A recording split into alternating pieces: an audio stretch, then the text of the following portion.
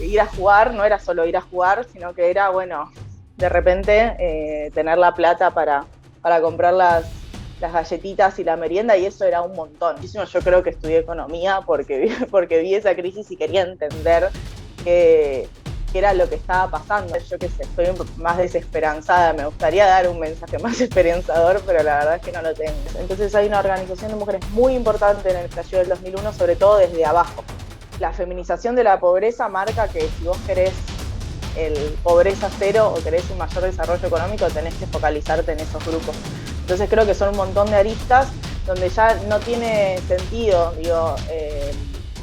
invisibilizarlo porque estás perdiéndote una gran parte de la población y haciendo políticas que al fin y al cabo no van a ser eficientes.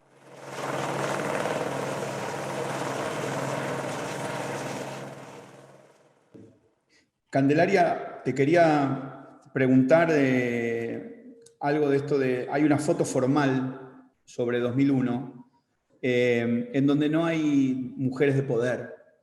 Y en tal caso, se me vienen estos dos nombres de Elisa Carrió y Patricia Bullrich, que eran ministras y diputadas de la irrupción mediática de Elisa Carrió. Y luego emergía algo a partir de las economías feministas y me gustaría que nos cuentes un poco de eso. ¿Qué opinas?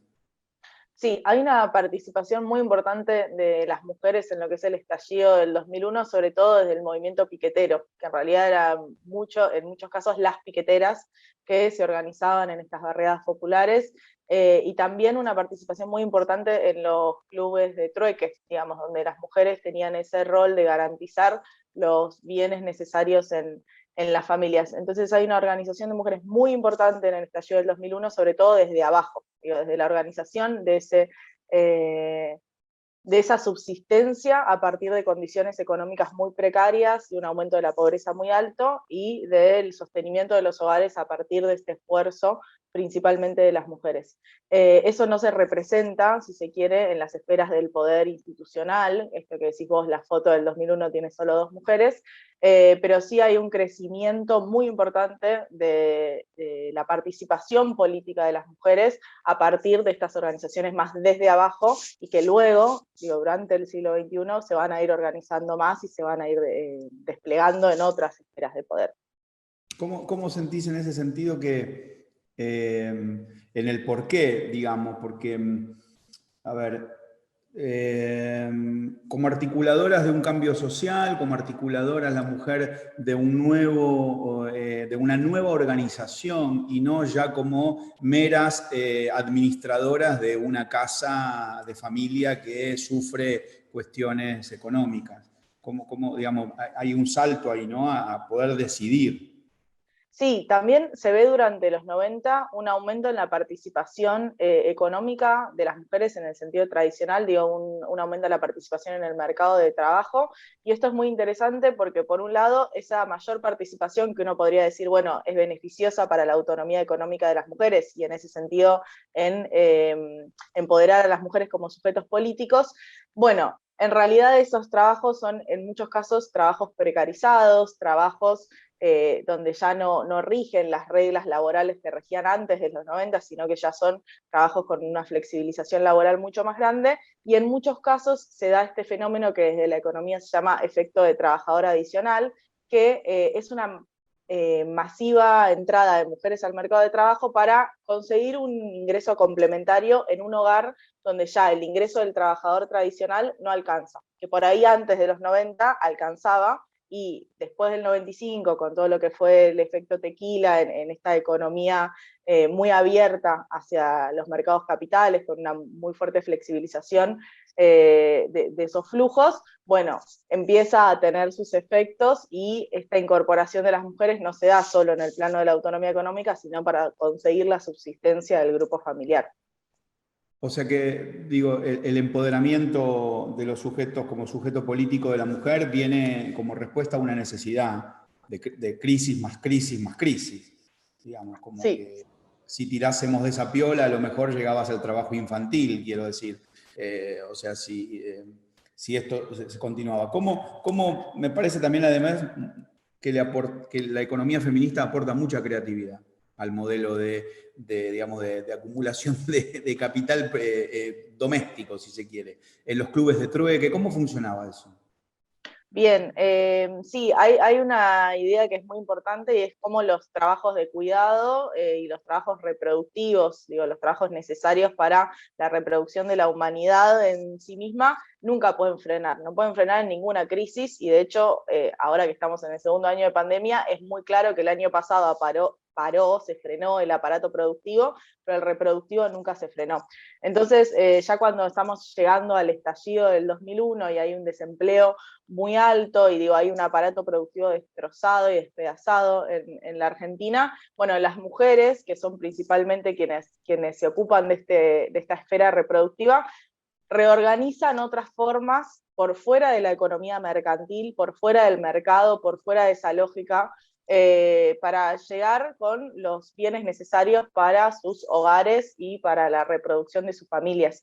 Entonces, a partir de eso se dan estos clubes de trueque, que también, digo, parece algo muy lejano, pero en 2018 de nuevo aparecieron algunos clubes de trueque en algunas zonas del conurbano bonaerense, y generalmente se da esta idea y este hecho de que son las mujeres las que lo organizan y que también hay ciertas lógicas solidarias. Por ejemplo, en los clubes de trueque no se intercambian medicamentos, sino que los medicamentos se regalan. Lo que se intercambian son, bueno, esto no lo estoy usando tanto y por ahí necesito, en vez de ropa, bueno, alimentos. Entonces está el que cambia eso. Entonces es cambiar un poco esa lógica mercantil, entendiendo lazos de solidaridad comunitarios, donde están todos en una situación de pobreza y de necesidad, y bueno, se empiezan a ver cómo se pueden tapar esos hoyos, ¿no? ¿Sentís que hay algo desde lo económico, un fin de un modelo que tenía que ver básicamente con la convertibilidad, que estaba como veniendo ya, se hablaba en esos tiempos de, bueno, salimos de la convertibilidad, la devaluación, el gobierno no quiere devaluar, traigan a caballo, el megacanje, etcétera, todas las medidas, los superpoderes, bueno, todos los titulares que me siguen llegando todavía a la cabeza, hacia una transición nueva en donde empieza, una de las patas también tiene que ver con esto de empoderar mujeres para generar economía. ¿Fue Sí, un fin, un inicio de otra cosa? yo creo que el estallido del 2001 marcó el límite que la sociedad impuso a reformas neoliberales que tenían que ver con un achicamiento del Estado, bueno, con la privatización de las empresas estatales, digo, con un montón de transformaciones que se dieron durante los 90, donde el plan de convertibilidad es muy importante porque hace a la política monetaria, pero que si buscamos dónde está el origen de esas reformas estructurales, los encontramos en la dictadura cívico-militar, digo, todo el proceso de desregulación financiera, de fuerte endeudamiento externo y demás, empieza ahí y se profundiza en los 90. Hay ciertos cambios, obviamente el estallido social marca un parate de la sociedad de decir, bueno, que se vayan todos, digamos, aguantamos hasta acá, no podemos más, y en ese sentido la época que le sigue, sobre todo desde 2003, es una época donde hay una importancia más alta a la contención social, ¿no? Y al desarrollo de programas sociales para los grupos poblacionales más pobres, y Argentina ha sido vanguardia en ese sentido, pero no hay una reforma estructural a esto que empezó no en los 90, sino en la dictadura cívico-militar, de, bueno, regularizar mucho más el mercado de capitales, de la ley de entidades bancarias, digo, como de ciertas leyes estructurales que no se cambiaron y que luego, bueno, por eso en el gobierno pasado de nuevo tuvimos un proceso de endeudamiento tan profundo porque, bueno, esas condiciones permitieron ese endeudamiento. ¿Y qué diferencia, marcaste varias mojones importantes en nuestra historia a partir de la dictadura y Martínez Dios? ¿Qué diferencia hay entre una crisis como la de la hiper del 89, el primer menemismo con su también hiperinflación, Herman González, hasta la llegada de Cavallo, y este final en donde que se vayan todos? ¿Qué diferencia vas notando? ¿Un hastío, una profundización de la crisis? ¿Por dónde ves que Sí, estalló todo por el aire? Yo creo que en el 2001 lo que se ve es una crisis económica, pero también política y social, digamos, es una crisis en todos sus aspectos. Una sociedad donde parecía que no había ningún timón, digo, tuvimos 5 presidentes en un mes, digo, había una crisis institucional también muy profunda, y que tardamos mucho en salir, digo, hablamos del 2001 y del estallido del 2001, pero bueno, todo el 2002 fue de una crisis muy profunda, donde se llevó la vida de muchísimos argentinos y argentinas. Entonces creo que la crisis y el estallido, sobre todo del 2001, fue mucho más profundo de la del 89 o de la primera hiper de Menem, que tenían que ver más con crisis económicas y por ahí no tan institucionales, digamos. Lo que nombraste en un momento el tequila del 95, lo que nos dio los 2000 fue el sojazo, nos ayudó eso a no tener que el mundo, la soja, el precio del petróleo y bla, bla, o Argentina, ¿qué pasó? Sí, luego del 2004, digo, tuvimos una mejora en los términos internacionales, o sea, en el precio de los commodities, que ayudó obviamente a ese ciclo expansivo. Digo, cuando hablamos en economía de la macro argentina, siempre hay condimentos que ayudan o no a ciertos ciclos expansivos, y sin lugar a dudas hubo un aumento que sirvió hasta 2011. Y bueno, se evidencia como de 2011 para acá hay cierto estancamiento en la economía argentina, aunque este año haya de nuevo, ¿no?, como este aumento en el precio de los commodities. Bueno, ya con un país con 4 años de crisis y demás, todavía no aparece ese crecimiento del PBI como si vimos desde 2004, ¿no? Respondes tan precisamente todo que me cuesta, es todo muy interesante. Me quedo con ¿cuál es citaste a la dictadura como inicio de algún modo, de un modelo, de un nuevo modelo, de un paradigma económico? ¿Cuál es la verdadera deuda argentina en cuanto a una economía de cierto, no sé, no digo independencia, porque países emergentes, pero ¿dónde estamos parados en ese sentido? Sí, a mí me parece muy Un país importante tener ese punto de partida, porque justo antes de la dictadura cívico-militar teníamos condiciones laborales mucho más fuertes, sindicatos mucho más fuertes, una distribución del ingreso más equitativa entre los dueños de los capitales y los trabajadores, lo que se llamaba el 50-50, y creo que eso, a partir de esas reformas estructurales que tienen mucho que ver con la desregulación financiera y la apertura comercial, se fueron perdiendo. Y se fueron perdiendo, y si bien en los 90 aumenta esta participación económica de las mujeres, por ejemplo, se hace en condiciones de precarización y flexibilización laboral. Y hoy en día, digo, ya en el siglo XXI, lo que vemos es que cada vez el grupo de trabajadores que tiene todos los derechos laborales es más chiquito, son más los trabajadores o en condiciones de informalidad o con monotributo, digo, con condiciones laborales muy precarias, y que eso dificulta un modelo económico donde el centro por ahí estaba en el consumo interno. Bueno, empiezan a estar estos problemas, ¿no?, donde el trabajo y el ingreso de esos trabajos no permiten pensar en esa clase media ascendente, en ese sueño de, no sé, la casa propia, en ese sueño de, bueno, una descendencia que le vaya mejor económicamente de lo que nos fue a nosotros.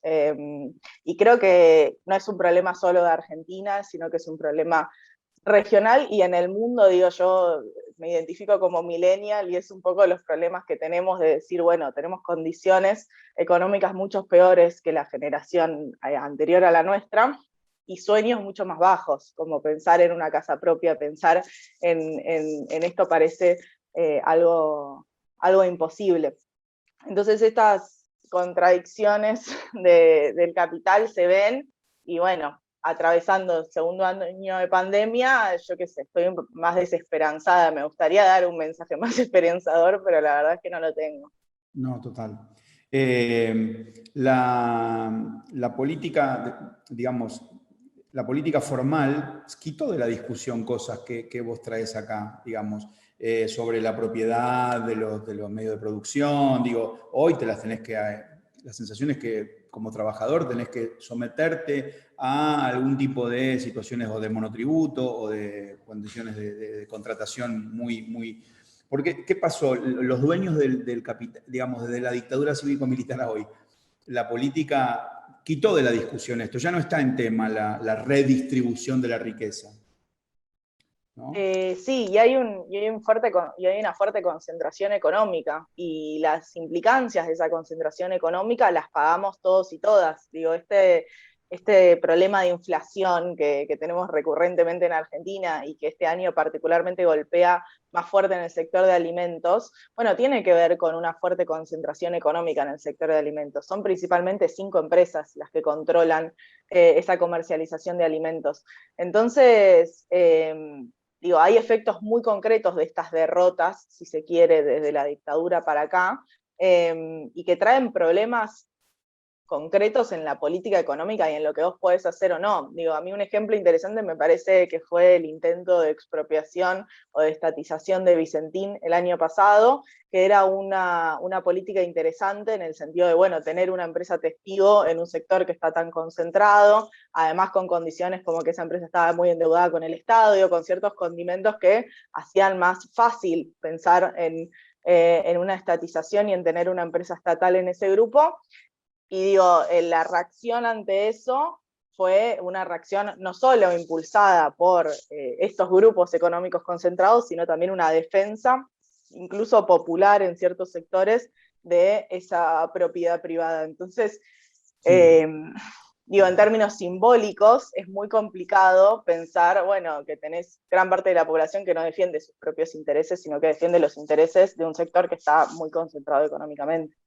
Sí, sí, como la propia defensa de alguna clase sobre la década del 90, digo, donde muchos han tenido acceso a un montón de privilegios mientras sucedían otras cosas.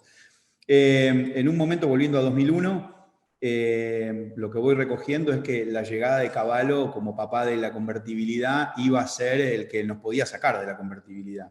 O sea, con esa inocencia fue convocado, es más, lo sabrá, pero en las primeras rondas de conversaciones con Cavallo que les hacían los radicales, que eran quienes lo miraban con más recelo, salieron de esas reuniones diciendo, no, pero este Cavallo es distinto al de los 90, o sea, este viene con un modelo productivo, etcétera, etcétera. Al rato chocó con lo que chocó y Argentina pasó.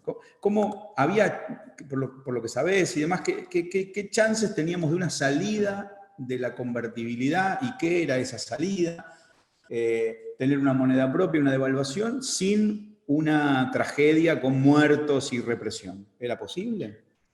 El modelo de convertibilidad como política monetaria, digamos, funcionó, si se quiere, hasta el 95, porque la crisis del tequila en México y el hecho de que Argentina en ese momento tuviese tanta apertura comercial y financiera, hizo que la golpeara muy de lleno. Entonces, desde el 95 hasta el fin de la convertibilidad se ve una apreciación en el peso, digo, una ley que dice que hay un 1 a 1, pero que eso no se respaldaba en la economía argentina real. Entonces, digo, el hecho de que vos pudieras ir a un cajero y decir, bueno, yo ganaba, no sé, 300 pesos y pongo acá y dice $300, bueno, esos dólares nunca estuvieron en la economía argentina. Digo, cuando hablamos precisamente de si está esa plata o no. Entonces, un poco ya desde el 95 se empiezan a notar estos límites. Por ahí, si en el 95 se hubiese tomado otro rumbo, hubiese habido algún desarrollo menos violento, pero ya cuando empieza a haber cuando se empiezan a marcar los límites del modelo de convertibilidad, en el sentido de que un peso no valía $1 y las personas empiezan a ir a buscar esos dólares que les habían prometido y esos dólares no estaban, bueno, no sé si había alguna manera ordenada de salir de esa realidad, más que con una devaluación que se debía, si se quiere, desde el 95. Entonces, si bien el estallido del 2001 sale con otro gobierno, ese límite de la crisis se encuentra mucho antes. Digo, en un sentido estrictamente económico, tal vez esa crisis debería haber sido anterior, digamos. No se entiende mucho cómo se llega hasta 2001 con esos límites atando con cuerdas como se podía, ¿no? Pero en realidad no tenía mucho sentido económico. Sí, supongo que la política ha intervenido ahí como para sostener algún tipo de situación. Me regreso un poco a lo del modelo de economía feminista y siento como, y trazo un poco un paralelo con lo que mencionabas recién de la idea de Vicentín, que fue apenas asumió el gobierno de Fernández, como una cuestión de aportar realidad. Me parece que la mujer, la economía feminista, lo que aporta es realidad. Por eso también es como realidad en términos no periodísticos, sino de una posibilidad, de una salida. Me parece que también por eso es tapado. ¿Cómo operan esos movimientos que son mirados como con cierto, ¿no?, distancia desde el poder, desde los medios? Son como aventuras, el grupo del trueque, el grupo de las feministas, el grupo de las, ¿no? Sí, no solo desde las experiencias de subsistencia, que son múltiples en Argentina y en Latinoamérica, digo, cuando las mujeres son las que ponen el cuerpo en las ollas populares y demás para el sostenimiento de su grupo y de la sociedad, sino también desde la economía feminista hay políticas y hay macroeconomía feminista y se piensan formas de salir de esta crisis económica, de esta crisis y este estancamiento económico que vivimos desde 2011. Y en ese sentido yo creo que la política más interesante es la del sistema integral de cuidados, digo, la de pensar un rol estatal en garantizar los cuidados de la sociedad, y esto es interesante no solo por la garantía de un derecho, que siempre es importante, sino también porque en la garantía de ese derecho se genera trabajo, que es trabajo principalmente femenino y que es trabajo que hoy en día está mayoritariamente precarizado. Entonces, es también una inyección de dinero hacia un grupo poblacional que tiene pocos ingresos. Entonces, también empieza a pesar esta idea de, bueno, hay que volver a construir un mercado interno, entendiendo que la industria argentina no tiene la productividad para estar exportando a Europa. Digo, no vamos a competir con la industria de Alemania, por lo menos no en el corto plazo. Entonces, tenemos que hacer crecer ese mercado interno y entender que la feminización de la pobreza marca que si vos querés pobreza cero o querés un mayor desarrollo económico, tenés que focalizarte en esos grupos. Entonces creo que son un montón de aristas donde ya no tiene sentido, digo, invisibilizarlo porque estás perdiéndote una gran parte de la población y haciendo políticas que al fin y al cabo no van a ser eficientes. Entonces creo que cada vez queda más claro esto y a la vez simbólicamente, porque a mí lo que me preocupa en el discurso político y demás, es ver, bueno, ciertas reivindicaciones, ¿no?, que a veces aparecen en las redes sociales y demás, ciertas reivindicaciones de lo que fue la convertibilidad, de lo que fue el 1 a 1, de lo que fue para cierta clase social el irse a Miami cada verano, sin tener en cuenta todas las implicancias que tuvo eso y cómo sí o sí iba a desembocar en este estallido social, porque es un modelo económico para muy pocos, digo, y entonces como eso es lo que más preocupa, pensando en que, bueno, tenemos que aprender de nuestra historia sí o sí, porque si no estamos obligados a repetirla constantemente. Y ves, más allá de que nos adelantaste, que el mensaje no era de mucho optimismo, y nombraste estancamiento y el sistema integral de cuidados, y ves algún, digamos, desde lo formal, esto se está modificando, ves que las mujeres van teniendo como respuestas a a este natural devenir de los hechos, porque, digamos, ¿no? En eso, ¿cómo lo vas viendo hoy? Creo que hay un compromiso político de que este año se iba a presentar un anteproyecto, entonces creo que hoy en día el gobierno tiene muchas tensiones dentro del frente, digamos, y que por un lado hay un trabajo muy concreto de compañeras feministas que están buscando llevar adelante esas políticas, pero que también se chocan con responder a este poder económico concentrado. Digo, poner lo de Vicentín era una medida re interesante, bueno, no se avanzó en eso, entonces como ciertos límites de la realpolitik o de quienes concentran mucho poder en nuestro país, donde, bueno, si no se avanzan en reformas estructurales que tienen que ver con desandar caminos no solo de los 90, sino desde la dictadura para acá, vamos a estar muy complicados en poder pensar un desarrollo económico que nos incluya a todas, a todes y a todos. En la predictadura, en este modelo más igualitario en cuanto a la fuerza de trabajo, ¿cómo estaba el mundo de la mujer en el trabajo? Sí, bueno, muchas veces se dice como, bueno, era otra época, bueno, en realidad ya estaba lo que se llama la segunda ola feminista en el mundo, así que ya había ciertos reclamos del rol de las mujeres en la sociedad, pero es cierto que en esa época la participación económica en el mercado de trabajo de las mujeres era mucho menor, esa participación llega recién en los 90 con esta idea del ingreso complementario y demás, y con ciertas conquistas sociales que llegaron después de la dictadura, pienso en el derecho al divorcio, digo, como en un montón de condiciones donde no había una igualdad ni siquiera en derecho para las mujeres, y que en ese sentido pensemos que ya vamos 35 encuentros nacionales de mujeres lesbianas, travestis y trans, y bueno, son muchas las conquistas sociales que aún nos faltan ganar, pero estamos mucho mejor como sujeto político hoy en día que lo que estábamos en la predictadura, no en las condiciones económicas. Candelaria, por último, esto hace 2001, estamos en los 20 años, vos sos muy joven, pero ¿qué recuerdo, cómo te atraviesa desde tu persona la percepción de ese 19 y 20 de diciembre con una Plaza de Mayo con represión, muertos, estallidos, saqueos, etcétera? Sí, yo tengo 29 años, así que tengo recuerdos de lo que fue el 2001. En mi mente, digo, mis viejos son docentes ambos, así que recuerdo esas discusiones. Tenía un papá menemista y una mamá antimenemista, así que recuerdo esas discusiones políticas muy fuertes. Mi mamá que salía a cacerolear, digamos, y mi papá tratando de entender por qué no funcionaban las políticas que estaban. ¿Se los Y lo pudiste que más contar? recuerdo, ¿cómo? ¿Se los pudiste contar al día de hoy, digo, cómo funcionaban esas políticas? No tenemos acuerdo al día, al Okay. día de hoy, no tenemos acuerdo.